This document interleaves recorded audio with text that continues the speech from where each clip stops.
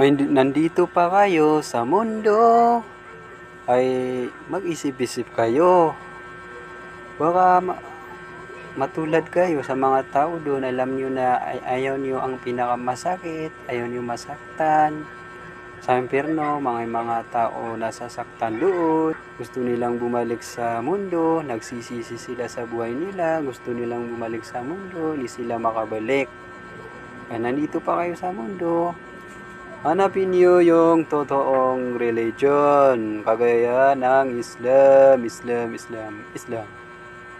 Para hindi kayo magsisi. Ang laki talaga ng chance niyo, nandito pa kayo sa mundo. Para hindi kayo sinasabi ko lang ito para hindi kayo magsisi. Baka mano ng panahon nyo na magsisi kayo, di ba? Yun lang po.